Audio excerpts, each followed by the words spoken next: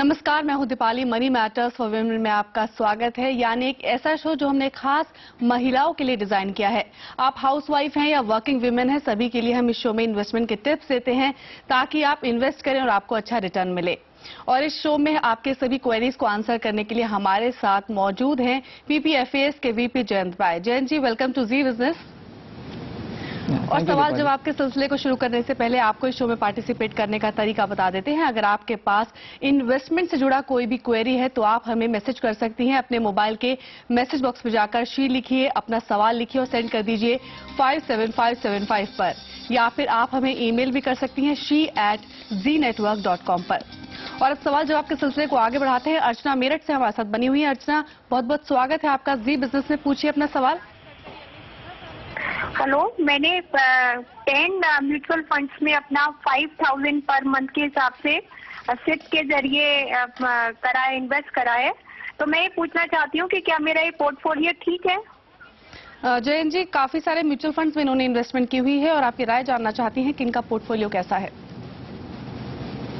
अर्चना जी, ये बहुत ही अच्छा है कि आपने काफी बड़ा अमाउंट पर मंथ आप इन्वेस्ट कर रही हो, लेकिन मुझे लग रहा है कि आपका पोर्टफोलियो थोड़ा ज्यादा ही बड़ा है और we can streamline it and make it more compact. क्या है कि हर एक म्यूचुअल फंड स्कीम ऑलरेडी एक डाइवर्सिफाइड होता है, बिकॉज वो 15-20 स्टॉक्स होते हैं उनमें, और उसके ऊपर अगर आप 10 फंड्स लेके रखोगे तो आपको खुद ही वो मैनेज करना मुश्किल हो जाएगा। तो मेरी राय में आप इन 5 फंड्स में SIP इमीडिएटली बंद कर सकते हो। एक है Reliance growth fund, second Reliance diversified power fund, Birla dividend yield, ICICI prudential focused fund और HDFC ग्रोथ फंड।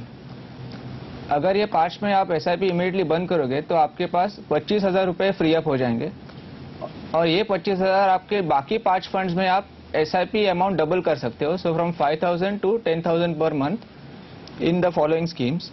एक है Reliance regular savings, HDFC top 200, HDFC prudence, ICICI dynamic और ICICI इंफ्रास्ट्रक्चर। जी, तो आपके लिए यही राय है कि जो आपका पोर्टफोलियो है वो अच्छा है, लेकिन उसको थोड़ा कॉम्पैक्ट बनाइए, थोड़े कम उसमें आप फंड्स कीजिए। और जैन जी ने जैसे कि आपको बताया कि आप 5 फंड्स में इन्वेस्टमेंट जो है आपकी, उनमें सिर्फ कंटिन्यू कीजिए, जिनमें Reliance regular savings equity, HDFC top 200, HDFC prudence, ICICI pru dynamic और ICICI प्रू इंफ्रास्ट्रक्चर, इनमें आप अपना इन्वेस्टमेंट जारी रखिए। और आगे बढ़ते हैं। अनामिका रायबरेली से हमारे साथ बनी हुई है। अनामिका, बहुत बहुत स्वागत है आपका जी बिजनेस में। पूछिए अपना सवाल। जी, वो मैम, हमने एक इन्वेस्टमेंट किया था, उसमें हमको बजाज एलियांस में किया था और 3,000 पर 6 मंथ्स में हमको देना था, मतलब 1 साल में 6,000 देना था हमको जी।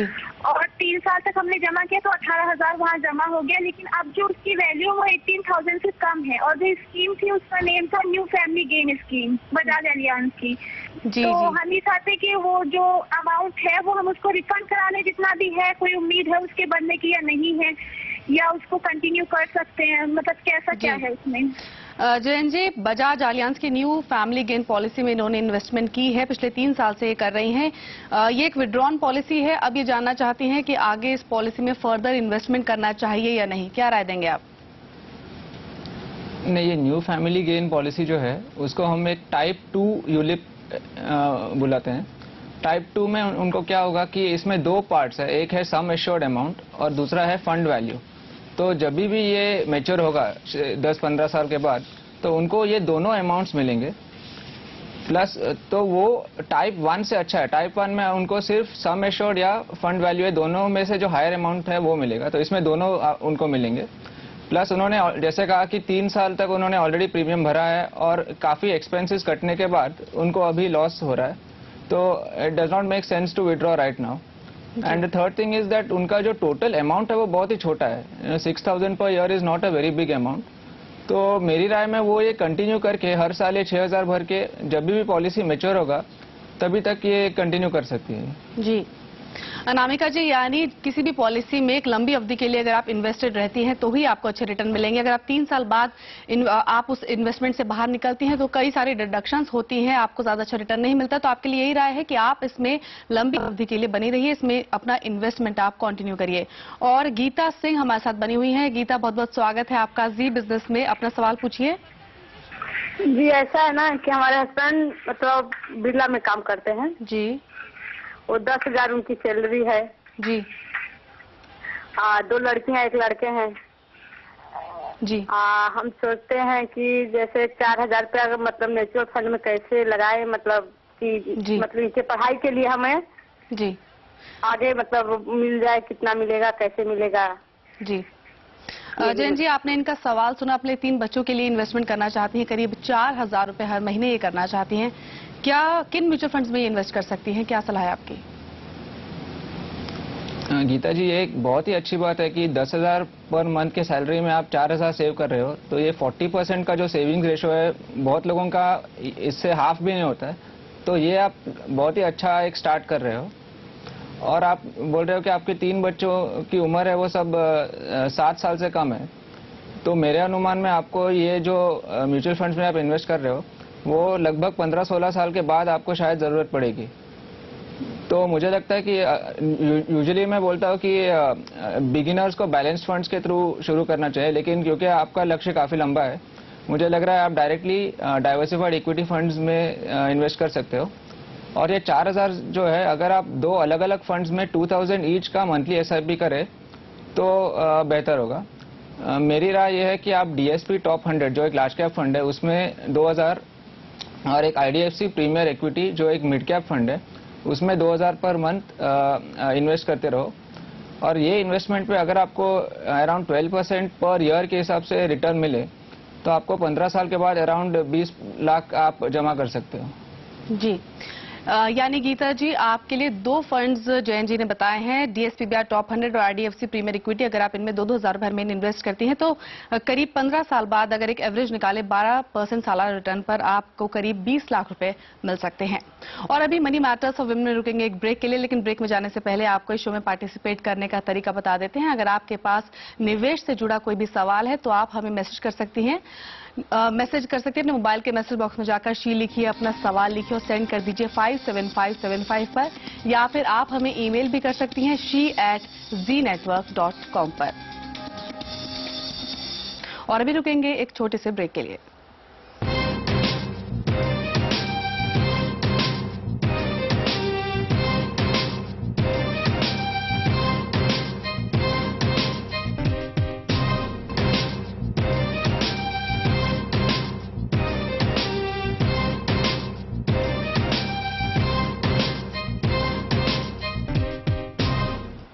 ब्रेक के बाद आपका स्वागत है और सवाल जवाब के सिलसिले को आगे बढ़ाते हैं। नंदा जोशी मुंबई से हमारे साथ बनी हुई है। नंदा जी, बहुत बहुत स्वागत है आपका जी बिजनेस में। पूछिए अपना सवाल। अगर तू यूटीआई नंदा जी, अपना सवाल पूछिए। हाँ, यूटीआई यूलिप अगर तू बोलू सकते। नंदा जी, हमें आपका सवाल मिला है। मैं आपको बताती हूँ कि यूटीआई यूलिप में जैन जी ये इन्वेस्ट करना चाहती हैं। निवेश और इंश्योरेंस, ये इनके 2 पर्पस है। जिस पर्पस से इन्वेस्ट करना चाहती हैं, यूटीआई यूलिप के बारे में आपकी राय जानना चाहती हैं। ये यूटीआई का जो यूलिप 1971 स्कीम है, ये इन्वेस्टमेंट के एंगल से ठीक है, लेकिन मुझे नहीं लगता कि उनको इंश्योरेंस के एंगल से डालना है, क्योंकि इसमें जो भी इंश्योरेंस है वो बहुत ही कम मिलता है। अभी इन्वेस्टमेंट में ये थोड़ा एक कंजर्वेटिव फंड है जिसमें मैक्सिमम 40% इक्विटी में वो निवेश करते हैं और बैलेंस 60% डेट में है। तो अगर उनको ऐसा फंड पसंद है जो कम रिस्क लेता हो तो ये इसमें निवेश कर सकते हैं। लेकिन जो इंश्योरेंस का जो रिक्वायरमेंट है उसके लिए मेरी राय में उनको एक अच्छा टर्म इंश्योरेंस लेना चाहिए जिसमें उनको बड़ा कवर मिल सके। ICICI का एक अच्छा पॉलिसी है आई प्रोटेक्ट करके, और एगॉन रेलियर का और एक पॉलिसी है आई टर्म। वो ये दोनों देख सकते हैं उनके इंश्योरेंस रिक्वायरमेंट्स के लिए। जी, यानी नंदा जी, आपको आपके सवाल का जवाब मिल गया होगा। और आगे बढ़ते हैं। जमुना उदयपुर से हमारे साथ बनी हुई है। जमुना जी, बहुत बहुत स्वागत है आपका जी बिजनेस में। पूछिए अपना सवाल। Hello ma'am, gold Reliance gold 7 में मैंने अप्लाई किया है, तो इसके लिए क्या ये सही है? जी जयंत जी, रिलायंस गोल्ड सेविंग जो NFO फंड है रिलायंस का, इसके बारे में आप ये राय जानना चाहती हैं। ये एक्चुअली हम लोग इसको एक फीडर फंड बोलते हैं। इसमें जो भी अमाउंट ये कलेक्ट करेंगे इन्वेस्टर से, वो उनके ही और एक स्कीम है रिलायंस गोल्ड ETF जो एक एक्सचेंज ट्रेडेड फंड है, उसमें निवेश करेंगे। तो ये फंड उनके लिए अच्छा है जिसके पास ब्रोकिंग अकाउंट और डीमैट अकाउंट नहीं है, क्योंकि जिनके पास ये दोनों है वो डायरेक्टली रिलायंस के गोल्ड ETF में निवेश कर सकते हैं। जो गोल्ड सेविंग्स के थ्रू निवेश करेंगे उनको 2 एडिशनल कॉस्ट देने पड़ेंगे। एक फंड मैनेजमेंट चार्ज है 1.5% का 1.5%, और दूसरा अगर वो 1 साल के पहले अगर विड्रॉ करे तो उनको 2% का एग्जिट लोड लगता है। तो अगर नंदा जी को ये दोनों कॉस्ट भरना नहीं है उनको, तो वो डायरेक्टली अपने ब्रोकर के थ्रू अगर वो रिलायंस का गोल्ड ETF भी ले तो उनको उनका ऑब्जेक्टिव अचीव हो जाएगा। अगर उन्होंने ऑलरेडी निवेश किया है तो मेरी राय यह है कि वो SIP ऑप्शन न ले, इसमें जो भी वन टाइम है वो ले, और बाकी अगर ETF में करना है उनको तो अपने ब्रोकर के थ्रू करे। जी, यानी ब्रोकर के जरिए ये हर महीने इसमें ले सकते हैं, लेकिन आपके मुताबिक जयंत जी क्या ज्यादा बेटर ऑप्शन है कि ये वन टाइम इन्वेस्टमेंट करें या फिर ब्रोकर की हेल्प से ये अपने अकाउंट में हर महीने ये उसके फंड्स अपने अकाउंट में ले? नहीं, यूजुअली हम लोग बोलते हैं कि गोल्ड का टोटल जो पोर्टफोलियो में एलोकेशन होना चाहिए वो 5 to 10% होना चाहिए। तो इसमें मुझे नहीं लगता है कि SIP करने की जरूरत है। जब भी उनको लगे कि गोल्ड का भाव थोड़ा नीचे आ गया है वो ETF ले सकते हैं डायरेक्टली, क्योंकि इक्विटीज में थोड़ा ज्यादा वॉलेटाइल होने के कारण हम लोग बोलते हैं कि SIP करो, लेकिन गोल्ड में मुझे नहीं लगता है कि इसकी जरूरत है। जी, और अब आगे बढ़ते हैं। लता दुबे ग्रेटर नोएडा से हमारे साथ बनी हुई हैं। लता जी का सवाल है, SMS के जरिए हम लेंगे। जयंत जी 25 लाख पाना चाहती है, 15 साल की इनकी बेटी है, 10 साल का इनका टाइम होराइजन है, तो ये जानना चाहती है कि इनको कितना और कहां इन्वेस्ट करना चाहिए अपना टारगेट अचीव करने के लिए। अगर मैं इनके लिए मेरा सेम एजम्पशन ले लूं ऑफ 12% रिटर्न पर ईयर, तो उनको 10 साल में अगर 25 लाख जमा करने हैं तो उनको हर महीने 11,000 का इन्वेस्टमेंट करना पड़ेगा। और ये 11,000 अगर वो 2 फंड्स में डिवाइड करे थ्रू इक्वल मंथली SIPs, तो जो 2 फंड्स मैंने पहले बोले थे वही उसमें कर सकते हैं। एक है DSP टॉप 100 और दूसरा है IDFC प्रीमियर इक्विटी, और ये हर एक या 2 साल में ये पोर्टफोलियो रिव्यू करते रहे। जी, यानी लता जी आपके लिए यही सलाह है कि आप DSP टॉप 100 और IDFC प्रीमियर इक्विटी में करीब 11,000 रुपए हर महीने इन्वेस्ट करिए तो आप अपना टारगेट अचीव कर सकती हैं। 10 साल बाद आपको करीब 25 लाख रुपए आपको मिल सकते हैं। और समय की कमी के कारण सवाल जवाब के सिलसिले को यही थामते हैं। और जयंत जी आपका बहुत बहुत शुक्रिया हमारे सभी कॉलर्स की क्वेरी को आंसर करने के लिए। और अभी रुकेंगे एक ब्रेक के लिए, और ब्रेक के बाद आपको मिलवाएंगे हमारी खास विमेन अचीवर जो थिएटर आर्टिस्ट भी हैं और एक अच्छी खासी बिजनेस फैमिली से संबंध भी रखती हैं, नम्रता जी।